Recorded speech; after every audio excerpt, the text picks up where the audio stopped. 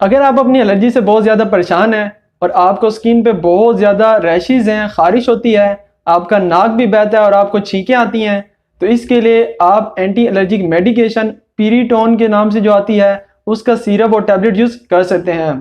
अगर इसके active ingredient की बात की जाए तो इसमें ऐड होता है क्लोरफेनारामाइन मिलिएट, जो कि एक एंटी हिस्टामिनिक ड्रग है और फर्स्ट जनरेशन एंटी हिस्टामिनिक है, जो कि कम्पिटेटिवली एंटागोनिस्टिक इफेक्ट्स को शो करती है आपके H1 रिसेप्टर्स पे, जिससे कि आपके जो एलर्जिक रिएक्शंस होते हैं वो स्टार्ट नहीं होते। और इसको मेडिकली यूज़ करवाया जाता है अगर आपको स्किन एलर्जी कंडीशंस हो, लाइक अगर आपको आर्टिकेरिया हो, पुराइटस हो, डर्मेटाइटिस हो या एक्जिमा की कंडीशन हो जिसमें आपकी स्किन पर रैशेज यानी छोटे छोटे दाने अपीयर होते हैं, आपको खारिश हो सकती है, आपको स्किन इरिटेशन भी हो सकती है और इवन आपकी स्किन ड्राई भी हो सकती है, तो इस केस में आप इसे सेफली यूज़ कर सकते हैं। इसके अलावा आप इसे सीजनल एलर्जी के ट्रीटमेंट में, एलर्जिक रेनाइटिस की कंडीशन हो जिसमें आपको बहुत ज़्यादा छींकें आती हैं, आपका नाक बहता है और इवन आपको खांसी भी आती है। इसके अलावा अगर आपको एलर्जिक कंजंक्टिवाइटिस हो, जिसे हम आई एलर्जी भी कहते हैं, जिसमें आपकी आंख रेड हो जाती है, उसमें से पानी भी निकलता है, तो उस केस में आप इसे सेफली यूज़ कर सकते हैं।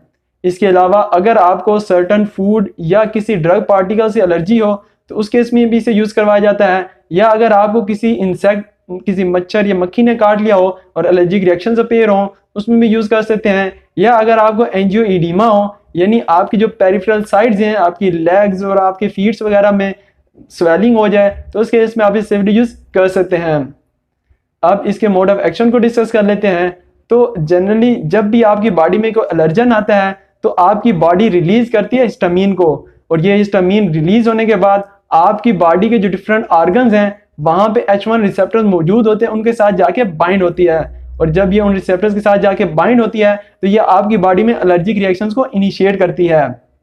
मगर जब आप ये ड्रग क्लोरफेनारामाइन मिलिएट लेते हैं या कोई भी एंटी हिस्टामिनिक ड्रग लेते हैं तो वो इस H1 रिसेप्टर्स के साथ जाके बाइंड करती है और उसको ब्लॉक कर देती है, जिससे कि आपका जो हिस्टामीन है वो इन रिसेप्टर से बाइंड नहीं होता और आप में एलर्जिक रिएक्शंस भी नहीं होते। अगर इसकी डोज की बात की जाए तो आप 4 mg की टैबलेट डोज को दिन में 4 मरतबा हर 6 घंटे के बाद यूज़ कर सकते हैं।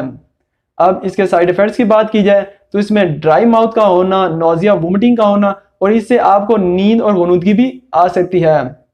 अब अगर इसके कंट्राइंडिकेशंस की बात की जाए तो एस्थमा के पेशेंट या वो पेशेंट जिनको नैरो एंगल ग्लाइकोमा हो या हाइपर सेंसिटिविटी हो या प्रेग्नेंट या नर्सिंग मदर्स होती हैं या यूरिनरी रिटेंशन के जो पेशेंट हैं वो इसे केयरफुली यूज़ करें।